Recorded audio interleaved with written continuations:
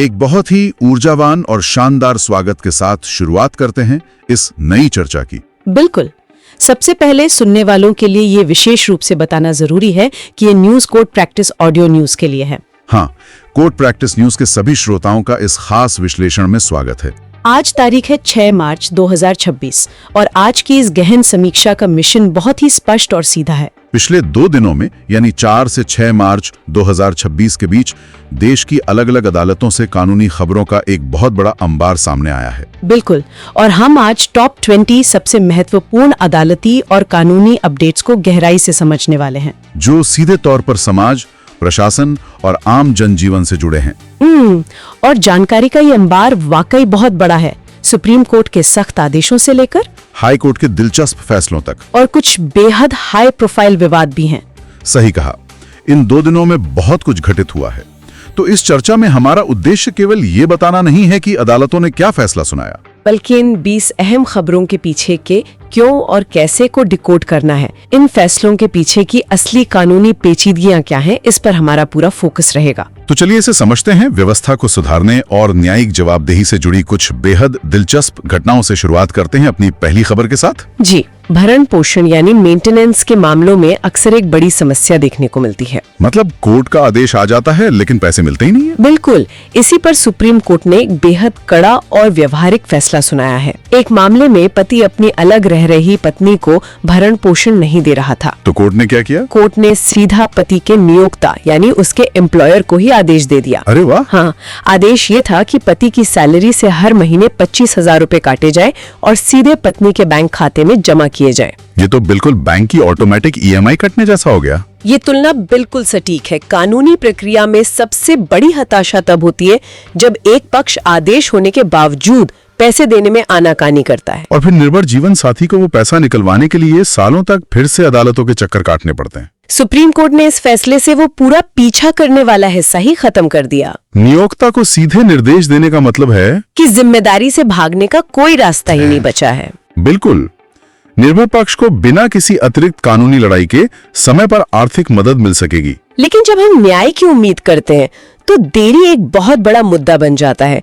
हमारी दूसरी खबर इसी से जुड़ी है, जो इलाहाबाद हाई कोर्ट से आई है। जी, ये काफी हैरान करने वाली खबर है।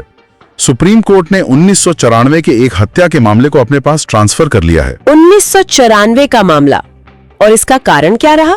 कारण यह है कि इलाहाबाद हाई कोर्ट ने इस मामले में अपना फैसला सुरक्षित रखने के पूरे 6 साल बाद भी फैसला नहीं सुनाया था। न्याय व्यवस्था की एक बहुत बड़ी कमी को उजागर करती है। जब फैसला सुरक्षित रख लिया जाता है तो उसका सीधा अर्थ होता है कि दोनों पक्षों की सभी दलीलें पूरी हो चुकी हैं। मतलब सारे सबूत देखे जा चुके हैं। हाँ, और अब जज को सिर्फ अपना निर्णय लिखना है। उसके बाद 6 साल का विलंब न्याय में देरी के सिद्धांत को सच साबित करता है और वादियों के मन में पूरी व्यवस्था के प्रति अविश्वास भी पैदा करता है। सुप्रीम कोर्ट का इस मामले को अपने हाथ में लेना सिस्टम को एक कड़ा संदेश है कि फैसले लिखने में इस तरह की अकारण देरी बिल्कुल बर्दाश्त नहीं की जाएगी। एकदम सही। इसी सिस्टम की जवाबदेही से जुड़ी हमारी तीसरी खबर है। जजों के साहस को लेकर 4 मार्च को जस्टिस BV नागरत्ना का एक बेहद बेबाक बयान सामने आया। उन्होंने एक कार्यक्रम में बहुत स्पष्ट शब्दों में कहा कि जजों को सही फैसला लेने में हिचकिचाना नहीं चाहिए, भले ही इससे उनका प्रमोशन खतरे में पड़ जाए। ये एक बहुत ही मजबूत टिप्पणी है। लेकिन क्या वाकई जजों के मन में प्रमोशन रुकने का डर होता है? मतलब क्या ऐसा व्यवहारिक रूप से होता है? ये एक कड़वी सच्चाई की तरफ इशारा है। एक जज की सबसे बड़ी निष्ठा केवल संविधान के प्रति होनी चाहिए, न कि अपने करियर ग्राफ के प्रति। बिल्कुल। जस्टिस नागरत्ना का ये बयान इस बात पर जोर देता है कि निडरता ही न्यायपालिका की असली रीढ़ है। जब कोई जज किसी ताकतवर पक्ष के खिलाफ फैसला सुनाता है तो उसे परिणामों की चिंता नहीं करनी चाहिए। जनता का विश्वास न्याय प्रणाली में तभी बना रहता है जब जज बिना किसी भय के अपना काम करते हैं। अनुशासन की इस चर्चा को आगे बढ़ाते हुए चौथी खबर पर आते हैं। अदालतों के भीतर की कार्य प्रणाली पर जम्मू कश्मीर हाईकोर्ट से एक सख्त आदेश आया है। कोर्ट ने चेतावनी दी है कि यदि केस लड़ने वाले लोगों यानी मुवक्किलों द्वारा कोर्ट की फाइलों तक अवैध तरीके से पहुंच बनाई जाती है तो अदालत के क्लर्क और संबंधित जजों से जवाब मांगा जाएगा। ऐसा लगता है जैसे कोर्ट अब अपनी फाइलों की सुरक्षा को लेकर बेहद गंभीर है। और ऐसा होना भी चाहिए। अदालती फाइलों की गोपनीयता बनाए रखना सबसे बुनियादी शर्त है, क्योंकि उन फाइलों में संवेदनशील गवाहियां और मूल दस्तावेज होते हैं। अगर बाहरी पक्ष को उन तक पहुंच मिल जाती है तो सबूतों के साथ छेड़छाड़ की संभावना बढ़ जाती है। क्लर्क और जजों की जवाबदेही तय करके हाईकोर्ट ने स्पष्ट कर दिया है कि लापरवाही बर्दाश्त नहीं होगी। ये एक बहुत जरूरी कदम है। अब 5वीं खबर की ओर बढ़ते हैं, जो पारदर्शिता की एक बड़ी बहस है। CJAR यानी campaign for judicial accountability and reforms ने गंभीर सवाल उठाया है। उन्होंने भारत के मुख्य न्यायाधीश और सुप्रीम कोर्ट के जजों की राज्य प्रायोजित यात्राओं पर चिंता जताई है, जिसे स्टेट स्पॉन्सर्ड ट्रैवल कहते हैं। लेकिन जजों का सरकारी खर्चे पर यात्रा करना इतना विवादित क्यों माना जा रहा है? ये एक महत्वपूर्ण सवाल उठाता है। न्याय शास्त्र का एक पुराना सिद्धांत है कि न्याय सिर्फ होना नहीं चाहिए, बल्कि होते हुए दिखना भी चाहिए। बिल्कुल। जब सुप्रीम कोर्ट के जज उन राज्य सरकारों द्वारा प्रायोजित यात्राएं करते हैं तो इससे हितों के टकराव की धारणा बन सकती है, मतलब कॉन्फ्लिक्ट ऑफ इंटरेस्ट। हाँ, इसे ऐसे समझे कि देश भर की अदालतों में सबसे ज्यादा मुकदमे राज्य सरकारों के खिलाफ ही होते हैं। हाँ, तो चिंता इस बात की है कि अगर जज उसी सरकार का मेहमान बनेंगे जिसके केस की वो सुनवाई कर रहे हैं, तो आम जनता की नजर में निष्पक्षता पर सवाल उठ सकते हैं। सही कहा। ये धारणाओं का खेल है जिसे पारदर्शी रखना जरूरी है। ये वाकई एक बारीक पहलू है। अब हम अपनी इस चर्चा के दूसरे पड़ाव की ओर मुड़ते हैं, जहां अदालतों को अधिकार, सुरक्षा और प्रशासन के बीच संतुलन बिठाना पड़ता है। छठी खबर मुंबई एयरपोर्ट से है। बॉम्बे हाई कोर्ट ने मुंबई एयरपोर्ट के पास नमाज पढ़ने के लिए जगह की मांग करने वाली एक याचिका को खारिज कर दिया है। कोर्ट ने स्पष्ट रूप से कहा कि सुरक्षा सर्वोपरि है और इसके साथ कोई समझौता नहीं किया जा सकता। यहाँ अदालत का नजरिया पूरी तरह से प्रशासनिक और राष्ट्रीय सुरक्षा के मानकों पर आधारित है। एक अंतर्राष्ट्रीय एयरपोर्ट अति संवेदनशील क्षेत्र होता है। वहां रोज लाखों लोगों की आवाजाही होती है। वहां किसी भी नई गतिविधि के लिए अतिरिक्त स्थान आवंटित करना सुरक्षा एजेंसियों के लिए मुश्किलें पैदा कर सकता है। कोर्ट ने इस फैसले से यह स्थापित किया है कि जब भी किसी व्यक्तिगत मांग का टकराव सुरक्षा प्रोटोकॉल से होगा तो सुरक्षा को ही प्राथमिकता दी जाएगी। 7वीं खबर भी संपत्ति और प्रशासन से जुड़ी है। मद्रास हाईकोर्ट ने कैंप स्पष्टीकरण दिया है। कोर्ट ने कहा है कि किसी संपत्ति के टाइटल डीड में केवल वक्फ या मस्जिद शब्द का जिक्र होने भर से वह संपत्ति अपने आप पब्लिक वक्फ नहीं बन जाती। श्रोताओं के मन में ये सवाल आ सकता है कि अगर कागज पर नाम लिखा है तो वो संपत्ति वक्फ क्यों नहीं है? बहुत ही वाजिब सवाल है। टाइटल डीड वो कानूनी दस्तावेज होता है जो मालिकाना हक साबित करता है। किसी भी संपत्ति को पब्लिक वक्फ घोषित करने के लिए एक पूरी कानूनी प्रक्रिया है। मतलब सिर्फ नाम लिखा होना काफी नहीं है? नहीं, ये साबित करना होता है कि संपत्ति को धार्मिक उद्देश्यों के लिए स्थायी रूप से समर्पित किया गया है और उसका उसी तरह उपयोग हो रहा है। सिर्फ एक शब्द के उल्लेख को आधार बनाकर मालिकाना हक तय नहीं होता। ये एक बहुत बड़ा स्पष्टीकरण है। बिल्कुल। 8वीं खबर केरल हाई कोर्ट से है। कोर्ट ने ग्लोबल अयप्पा संगमम के खर्चों में कुछ वित्तीय अनियमितताओं को चिन्हित किया है और कड़ा रुख अपनाते हुए त्रावणकोर देवासम बोर्ड के ऑडिटर से जवाब मांगा गया है। अदालतें अक्सर इन धार्मिक बोर्डों के वित्तीय मामलों में इतनी गहराई से क्यों दखल देती हैं? इसका सीधा सा कारण ये है कि इनमें बड़े पैमाने पर आम जनता का पैसा शामिल होता है। जहां भी जनता का पैसा दान के रूप में आता है, वहां वित्तीय पारदर्शिता बनाए रखना कानून की जिम्मेदारी बन जाती है। हाईकोर्ट का ये हस्तक्षेप सुनिश्चित करता है कि आस्था के नाम पर दिए गए धन का सदुपयोग हो। एक मजबूत ऑडिटिंग प्रक्रिया बहुत जरूरी है ताकि फंड्स के दुरुपयोग को रोका जा सके। प्रशासन और समाज के बीच संतुलन का एक और मामला है जो हमारी 9वीं खबर है। कर्नाटक हाईकोर्ट ने एक सुझाव दिया है। कोर्ट का सुझाव है कि घरेलू सहायकों के रूप में काम करने वाले प्रवासी मजदूरों का पुलिस वेरिफिकेशन होना चाहिए। सुरक्षा के लिहाज से ये ठीक लगता है, लेकिन क्या इस तरह के कदम से गरीब और बाहर से आए मजदूरों के प्रति समाज में भेदभाव नहीं बढ़ेगा? यही वो बिंदु है जहां प्रशासन को एक बहुत ही बारीक लकीर पर चलना होता है। एक तरफ तेजी से बढ़ते शहरी क्षेत्रों में अपराधों को रोकने के लिए जरूरी है, लेकिन दूसरी तरफ ये सुनिश्चित करना भी जरूरी है कि इस प्रक्रिया के दौरान गरीब प्रवासी मजदूरों का बिना वजह उत्पीड़न न हो। उन्हें अपराधी की शंका की दृष्टि से न देखा जाए। कानून को सुरक्षा भी देनी है और कामगारों के सम्मान को भी बचाना है। ये एक बहुत ही संवेदनशील संतुलन है। 10वीं खबर राष्ट्रीय संसाधनों की सुरक्षा से जुड़ी है। CISF को अब पूरे देश में अवैध कोयला खनन के खिलाफ कानूनी कार्रवाई शुरू करने का अधिकार मिल गया है। ये शक्तियां वैसी ही हैं जैसे रेलवे की संपत्ति की सुरक्षा के लिए आरपीएफ के पास होती हैं। लेकिन क्या स्थानीय पुलिस ये काम नहीं कर सकती थी? सीआईएसएफ को ही ये जिम्मेदारी क्यों दी गई? अवैध कोयला खनन हमारे देश के राजस्व के लिए एक बहुत बड़ी समस्या रहा है। कोयला माफिया बहुत संगठित होते हैं और स्थानीय पुलिस पर कानून व्यवस्था की अन्य कई जिम्मेदारियां होती हैं। सही कहा। सीआईएसएफ पहले से ही प्रमुख औद्योगिक क्षेत्रों की सुरक्षा करती है। अब उन्हें सीधे एफआईआर दर्ज करने का अधिकार देने से इस अपराध पर त्वरित प्रहार हो सकेगा। ये प्रवर्तन को मजबूत करने वाला रणनीतिक कदम है। अब यहाँ सबसे दिलचस्प बात यह है कि अदालतें केवल प्रशासन या सुरक्षा तक सीमित नहीं हैं। वे मानवीय भावनाओं और समाज की गुत्थियों को भी सुलझा रही हैं। बिल्कुल। हमारी 11वीं खबर दिल्ली की एक अदालत से है। अदालत ने शादी का झूठा वादा कर बलात्कार करने के मामले में एक व्यक्ति को बरी कर दिया है। कानूनी दृष्टिकोण से ये सबसे संवेदनशील विषयों में से एक है। जब सहमति से बना रिश्ता टूट जाता है तो क्रिमिनल कानून के लिए उस सहमति की परिभाषा तय करना कितना मुश्किल हो जाता है ना? बेहद मुश्किल। अदालतें गहराई से जांचती हैं कि क्या शुरू से ही इरादा धोखा देने का था या परिस्थितियां बदल गई थीं। मतलब वादा टूटना और झूठा वादा करना कानून की नजर में अलग अलग है। हाँ, इस मामले में शुरुआत से धोखा देने के सबूतों के अभाव ने बरी होने का आधार तय किया। मानवीय रिश्तों की जटिलता से जुड़ी 12वीं खबर कर्नाटक हाईकोर्ट से है। अदालत ने एक जैविक मां को उसकी बच्ची की कस्टडी देने से इनकार कर दिया। ये दिल दहला देने वाला मामला है। कारण ये था कि उसी मां पर अपनी रेस्क्यू की गई बेटी को वापस वेश्यावृत्ति में धकेलने का आरोप था।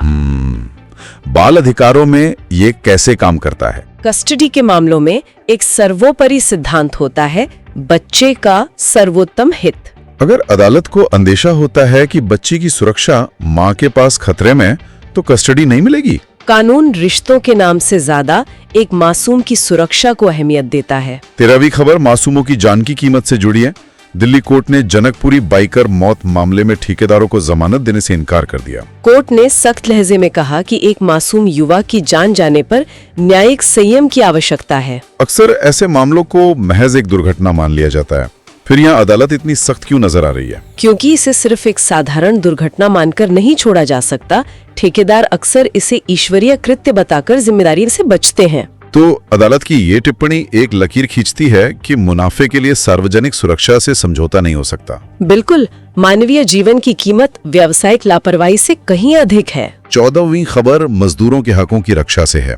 बॉम्बे हाईकोर्ट ने कर्मचारी मुआवजा अधिनियम के तहत एक अहम फैसला सुनाया। कोर्ट ने कहा है कि विकलांगता प्रमाण पत्र पूरी तरह से वैध माना जाएगा, भले ही वो उस डॉक्टर द्वारा जारी किया गया हो जिसने शुरुआती इलाज न किया हो। इस छोटी सी तकनीकी बात का इतना बड़ा असर कैसे होता है? जमीनी हकीकत में ये बहुत बड़ा असर डालती है। घायल मजदूर अक्सर इलाज के बाद अपने गांव लौट जाते हैं और वहां नए डॉक्टर के पास जाना पड़ता है। अगर कानून अड़ जाए कि सिर्फ पहला डॉक्टर ही सर्टिफिकेट दे सकता है, तो हजारों मजदूरों को कभी मुआवजा ही नहीं मिलेगा। हाईकोर्ट ने तकनीकी खामियों के बजाय पीड़ित को राहत पहुंचाने को तरजीह दी है। ये बहुत ही सकारात्मक कदम है। एकदम सही। 15वीं खबर में अदालतों और नागरिकों के बीच थोड़ा टकराव देखने को मिला। केरला हाईकोर्ट ने केरल स्टोरी 2 फिल्म की रिलीज से जुड़ी कार्रवाई में नए याचिकाकर्ताओं की कड़ी आलोचना की। अदालत का कहना है कि इन लोगों ने जजों की गरिमा और सत्यनिष्ठा पर सवाल उठाए हैं। बिना ठोस सबूत के जजों पर सवाल उठाना व्यवस्था के लिए कितना नुकसानदायक हो सकता है? असहमति जताने का अधिकार सभी को है, लेकिन इसका मतलब पूरी संस्था पर निराधार आरोप लगाना नहीं है। इससे आम जनता के मन में उस संस्था के प्रति विश्वास कमजोर पड़ता है। न्यायिक प्रक्रिया की गरिमा बनाए रखना किसी भी सभ्य समाज के लिए अनिवार्य है। तो इस सब का मतलब क्या है? हम आ गए हैं अपनी चर्चा के आखिरी सेगमेंट में, जहां हम टैक्स, अर्थव्यवस्था और नियुक्तियों से जुड़ी खबरों का विश्लेषण करेंगे। 16वीं खबर सिनेमा के दिग्गज रजनीकांत से जुड़ी है। सी-स्टैट ने प्रॉपर्टी लीज मामले में उन पर लगा 56 लाख रुपए का सर्विस टैक्स डिमांड रद्द कर दिया है। सी-स्टैट यानी customs, excise and service tax appellate tribunal. ये फैसला किस आधार पर लिया गया? विवाद ये था कि क्या प्रॉपर्टी किराए पर देने से होने वाली आमदनी पर सर्विस टैक्स लगना चाहिए। ट्रिब्यूनल ने माना कि कर की मांग कानूनी रूप से सही नहीं थी। ये भविष्य के मामलों के लिए एक नजीर बन सकता है। बिल्कुल। 17वीं खबर कोल ब्लॉक आवंटन से है। सुप्रीम कोर्ट ने स्पष्ट किया कि कोल ब्लॉक का रद्द होना कानून में बदलाव माना जाएगा। और इसके चलते कंपनियों की मुआवजे की मांग खारिज कर दी गई। कंपनियों का तर्क था कि सरकार के कारण नुकसान हुआ तो मुआवजा क्यों नहीं। सुप्रीम कोर्ट ने साफ कर दिया कि अगर आवंटन शुरुआत से ही गैर कानूनी था तो रद्द होने पर व्यापारिक नुकसान की भरपाई जनता के पैसे से नहीं की जा सकती। 18वीं खबर पर्यावरण से है। मध्य प्रदेश हाई कोर्ट ने इंदौर जल प्रदूषण मौत मामले की जांच कर रहे आयोग को 1 महीने का विस्तार दिया है। जांच कमेटियां अक्सर समय लेती हैं। क्या इससे न्याय में देरी नहीं होती? देरी की चिंता स्वाभाविक है, लेकिन जांच की जटिलता भी देखनी होती है। पानी किसने सप्लाई किया, फोरेंसिक रिपोर्ट, प्रशासनिक लापरवाही, बहुत कुछ जांचना होता है। इसलिए समय का विस्तार दिया जाता है ताकि रिपोर्ट ठोस हो और असली दोषियों की जवाबदेही तय हो। 19वीं खबर अंतर्राष्ट्रीय कूटनीति से है। भारत के मुख्य न्यायाधीश सूर्यकांत की भूटान के राजा से मुलाकात हुई। भारत ने भूटान को अपनी न्याय प्रक्रियाओं को डिजिटल बनाने के लिए तकनीकी समर्थन की पेशकश की है। न्यायपालिका कूटनीति का हिस्सा कैसे बन रही है? इसे अंतर्राष्ट्रीय संबंधों में सॉफ्ट पावर कहा जाता है। भारत अपनी तकनीकी और न्यायिक विशेषज्ञता का इस्तेमाल कर रहा है। ई कोर्ट्स के मामले में भारत एक बेहतरीन मॉडल है। ये दक्षिण एशिया में भारत की लीडरशिप को स्थापित करता है। बिल्कुल। और आज के इस राउंड अप की अंतिम यानी 20वीं खबर, केंद्र सरकार ने जस्टिस एस.ए. धर्माधिकारी को मद्रास हाईकोर्ट का नया मुख्य न्यायाधीश नियुक्त करने को मंजूरी दे दी है। एक मुख्य न्यायाधीश केवल मुकदमों की सुनवाई नहीं करता, वो राज्य की न्यायिक व्यवस्था का प्रशासनिक प्रमुख होता है। जस्टिस धर्माधिकारी की नियुक्ति मद्रास हाईकोर्ट को एक नई गति प्रदान करेगी। अगर हम इन 20 अहम खबरों को एक साथ देखें तो स्पष्ट हो जाता है कि न्यायपालिका का दायरा कितना विस्तृत है। एक तरफ मजदूर के मुआवजे की बात है तो दूसरी तरफ सुप्रीम कोर्ट जजों की जवाबदेही तय कर रहा है। ये इस बात का प्रमाण है कि समाज का कोई भी पहलू न्याय की नजर से बाहर नहीं है। व्यवस्था निरंतर काम कर रही है। सही कहा। इस चर्चा को खत्म करने से पहले मैं सुनने वालों के लिए एक विचार छोड़ना चाहता हूं। आज की सामग्री में एक बहुत ही चिंताजनक बात सामने आई थी कि सुप्रीम कोर्ट ने ट्रायल कोर्ट द्वारा AI जनरेटेड फर्जी जजमेंट का हवाला दिए जाने को गंभीर कदाचार माना है। यह तकनीक का एक बहुत ही खतरनाक पहलू है। जिस आर्टिफिशियल इंटेलिजेंस तकनीक का इस्तेमाल हम न्याय को तेज करने के लिए करना चाहते हैं, अगर वही तकनीक इतने एडवांस फर्जी सबूत या फैसले घड़ने लगे तो आने वाले दशक में अदालतों के लिए सच और झूठ का फर्क करना कितना नामुमकिन सा हो जाएगा। ये सोचने वाली बात है।